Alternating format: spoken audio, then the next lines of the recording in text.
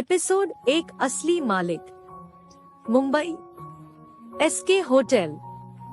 मुंबई के सबसे महंगा होटल एसके को माना जाता है क्योंकि यह के सख्त रूल, टाइट सिक्योरिटी, यह का टेस्टी फूड और यह के डिजाइन पूरी तरह से न्यू टेक्नोलॉजी तरीके से मॉडिफाई किया गया था।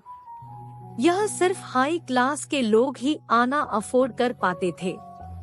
उसी होटल के सबसे लास्ट 45 फ्लोर पर लास्ट में बने एक रूम के अंदर जहां का माहौल बहुत टेंशन भरा हुआ था। उस रूम के अंदर करीब 5 लोग मौजूद थे। मिस्टर कश्यप, हम जानते हैं कि ये प्रोजेक्ट आपके लिए क्या मैटर करता है, इसलिए हम ये जमीन आपको देने के लिए रेडी हो गए हैं। लेकिन इस जमीन के रियल ओनर मेरे ग्रैंडफादर है और उनकी पहली कंडीशन ही यही है कि जो भी इस जमीन को लेना चाहता है उसे खुद मेरे ग्रैंडफादर से जाकर गुजरात में बात करनी होगी, उसके बाद ही वो डील फाइनल करेंगे। मैंने अपनी पूरी कोशिश की थी कि जमीन बिना किसी रुकावट के आपके नाम हो जाए, बट मैं अपने दादू को मानने में असफल रहा। उसके लिए आई एम रियली सॉरी। सामने बैठे शख्स के बाजू में बैठा एक लड़का बोला, एचएम प्रॉब्लम तो है बट इतनी बड़ी नहीं, आप बेफिक्र हो जाकर जाए। यह से हम कल ही गुजरात जाकर आपके ग्रैंडफादर से इस जमीन के बारे में बात कर लेंगे। एमआर आहान, आपने तो हमारी सारी टेंशन ही खत्म कर दी। आपको पता नहीं है हम लोग कितना टेंशन में थे अपने दादू की कंडीशन सुनकर, लेकिन आपने तो सब सॉल्व कर दिया। Thank you so much. Aahan अपने बाजू में बैठे इंसान को देखता है जो बस अपने फोन में कुछ कर रहा था, जैसे वो यह मौजूद ही न हो। अविनाश शांति से सामने देखकर बोला, ठीक है तो फिर मिस्टर सोहम, जल्दी ही मुलाकात होगी। सोहम, जिसकी उम्र 26 साल की थी, उसके साथ उसका असिस्टेंट और मैनेजर भी अपनी जगह से खड़े होकर हैंडशेक करके उस रूम से चले जाते हैं। अब उस रूम में बस आहान और फोन में बिजी शख्स ही मौजूद थे। आहान उस लड़के के बाजू में बैठकर उसे देख धीरे से बोला, श्रेयांश, मैंने सही किया ना? तुम चलोगे ना कल गुजरात? श्रेयांश आहान को देख बस हम बोल अपना फोन पॉकेट में रख उस रूम में बने वॉशरूम में चला जाता है। आहान किसी को फोन करके बोला, कल 2 टिकट गुजरात जाने के लिए बुकिंग कर लेना प्रेम। दूसरी तरफ से आहान का असिस्टेंट प्रेम बोला, ओके सर। आहान अपना फोन लेकर सोफे पर बैठ गहरी सांस लेकर बोला, ये श्रेयांश में बचपन का दोस्त ना होता ना तो सच बता रहा हूँ अभी तक मैं लंदन में मजे से रह रहा होता, इसका असिस्टेंट बनकर ना घूमता। लंदन के लिए तुम अभी भी जा सकते हो, 2 घंटे के बाद फ्लाइट है। बोलता हुए श्रेयांश आहान के सामने बैठकर उसे देखता है। आहान हंसते हुए बोला, श्रेयांश, अब सिचुएशन पहले जैसी नहीं रह गई है, मैं अब तुमसे चाहकर भी दूर नहीं रह सकता। श्रेयांश आहान को घूर कर देखने लगता है। आहान श्रेयांश के करीब जाकर बोला, तुम्हें तो पता है अंश, मैं तुमसे कितना ज्यादा प्यार करता हूँ, तुम्हारे बिना मैं कहीं और रहने का सोच भी नहीं सकता। श्रेयांश की बोहें सिकुड़ जाती है। वो गुस्से में साइड में रखी वाइन उठाकर आहान के सर पर डाल गुस्से से घूरते हुए रूम से निकल जाता है। आहान जाते हुए श्रेयांश को देख जोर से बोला, अरे मेरी जान, सुन तो सही, आई लव यू। तभी जोर से गेट बंद होने की आवाज आहान को सुनाई देती है। आहान हंसते हुए वॉशरूम में चला जाता है। श्रेयांश की ब्लैक कलर की रेंज रोवर होटल से निकलकर कुछ घंटे के बाद एक ऊंची बिल्डिंग के एक स्पेशल पार्किंग एरिया में पार्क होती है। स्पेशल पार्क इसलिए क्योंकि वहां किसी भी एम्प्लॉय के बाइक कार्स पार्क करना अलाउड नहीं था। वहां से आर्यद की बार ही पार्क हो सकती थी। श्रेयांश कार से निकल थोड़ा आगे चलकर एक कॉर्नर साइड में बनी लिफ्ट में जाकर अपनी फिंगरप्रिंट कर उसमें कोई कोड एंटर करता है। लिफ्ट कुछ समय बाद 30 फ्लोर पर जाकर रुकती है। आर्यन लिफ्ट से निकल सीधा अपने केबिन में जाता है। शिव महाकाल की बड़ी सी मूर्ति के सामने दोनों हाथ जोड़े, आंखें बंद किए हुए, सर पर रेड कलर का दुपट्टे को रखे हुए महाकाल की आरती गाते हुए उसमें खोई सी लग रही थी। आरती खत्म कर वो लड़की जोर से बोली जय महाकाल। पीछे से लोगों की भीड़ भी जोर से बोली जय महाकाल।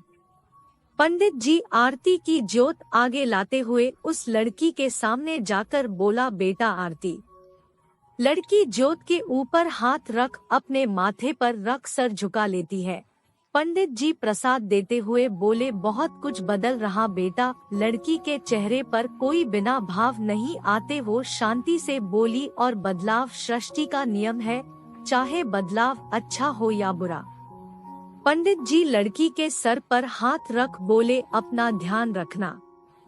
लड़की एक नजर महाकाल की बड़ी सी मूर्ति को देख वहां से चली जाती है। इस स्टोरी को भी आप सभी अपना प्यार दे, सपोर्ट करें। इसमें आपको सस्पेंस, थ्रिलर, रोमांस, ड्रामा सभी पढ़ने को मिलेगा। फर्स्ट चैप्टर कैसा लगा कमेंट बॉक्स में जरूर बताएं। एंड बने रहिए इसी तरह। मिलते हैं नेक्स्ट पार्ट में। एपिसोड 2 उनके पास सिर्फ 1 महीना है। एक छोटा मगर सुंदर और वाइट रंग में पेंट, चारों तरफ बगीचों के बीच बने हुए घर के सामने एक ब्लैक कलर की स्क्रैम्बलर आकर अपनी फुल स्पीड से रुकती है। तभी सामने एक आदमी आकर खड़ा हो जाता है। बाइक पर बैठे शख्स की नजर सामने खड़े आदमी पर जाती है तो अपने फेस पर हेलमेट निकाल देता है। तभी लंबे बालों को जुड़ा खुल पीठ पर लहराने लगते हैं, जो कि कंधे से बस कुछ इंच बड़े ही थे। बाल खुल जाने से कुछ बाल चेहरे पर भी आने लगते हैं। लड़की बिना बालों पर ध्यान दिए बाइक से उतर सामने खड़े इंसान के सामने खड़े होकर बिना भाव के बोली क्या हुआ दादा साहेब, आज आप यह कैसे? दादा साहेब के चेहरे पर परेशानी दिख रही थी। उनके हाव भाव देख सामने खड़ी लड़की के चेहरे पर हल्की सिकन आने लगती है। क्या वो ठीक है? उस लड़की की आवाज सुनाई देती है। दादा साहेब की आंखें भर जाती है। वो बिना पीछे मुड़े बोले नहीं, तुम्हें आज वहाँ जाना चाहिए, शायद आज तुम्हारी जरूरत है वहाँ। इतना बोल दादा साहेब वहाँ से घर की तरफ चले जाते हैं। निहिता अपनी खाली निगाहों से जाते हुए दादा साहेब को जाते देख रही थी। उसके मुठिया इस वक्त कसकर बंद थी। निहिता घर के अंदर जाकर सीधा अपने कमरे में जाकर अपने कपड़े चेंज कर black pant, black T shirt, उस पर ग्रीन कलर का ओवरकोट पहन अपने बालों को पोनीटेल में बांध घर से निकल जाती है। निहिता की बाइक एक बड़ी सी बिल्डिंग के सामने जाकर रुकती है।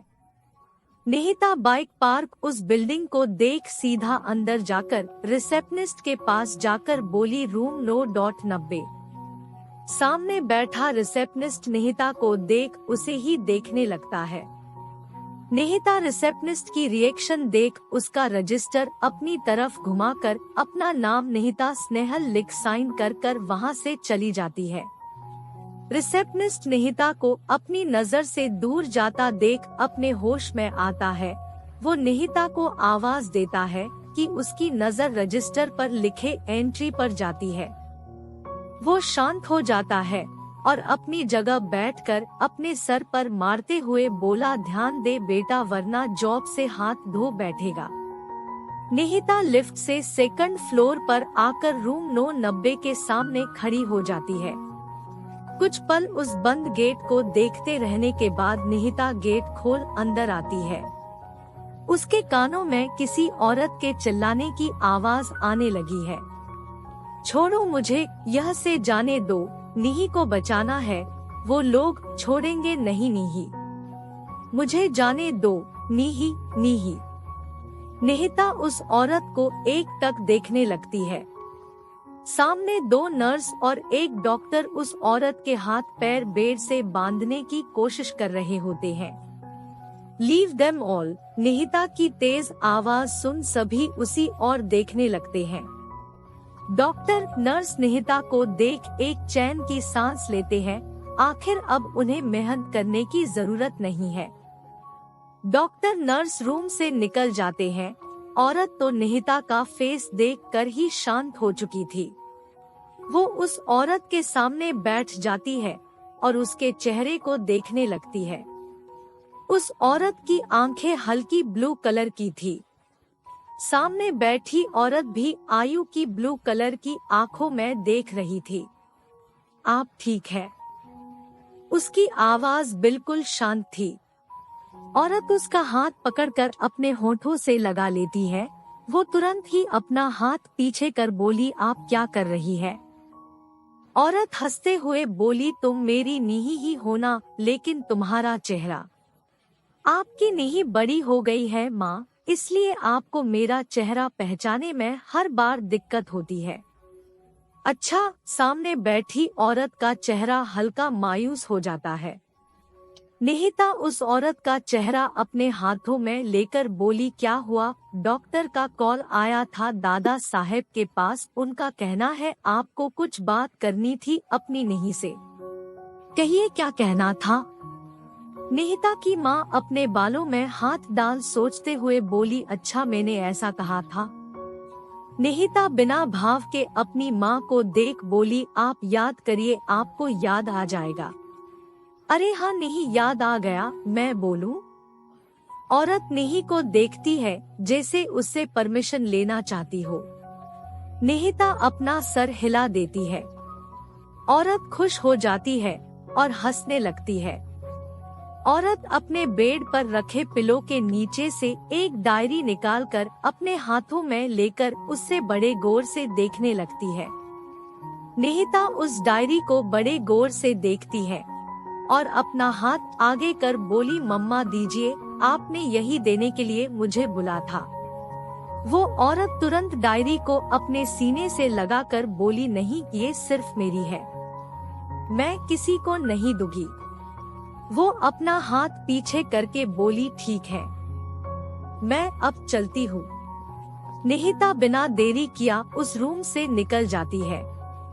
निहिता को बाहर आता देख डॉक्टर बोले, मिस निहिता। निहिता सर्द निगाहों से डॉक्टर को देख बोली, कितना समय बाकी है माँ के पास रोहन? डॉक्टर, रोहन 1 महीना शायद वो भी नहीं। हम सब ने पूरी कोशिश की। आपकी माँ स्नेहल के मेंटल हेल्थ खराब होने के बाद भी उनकी बीमारी को सुधारने की कोशिश की, बट शायद उनकी किस्मत में आगे जीना और लिखा ही ना हो। निहिता बिना कुछ बोले वहाँ से निकल जाती है। रोहन बस जाती ही निहिता को देखता रह जाता है।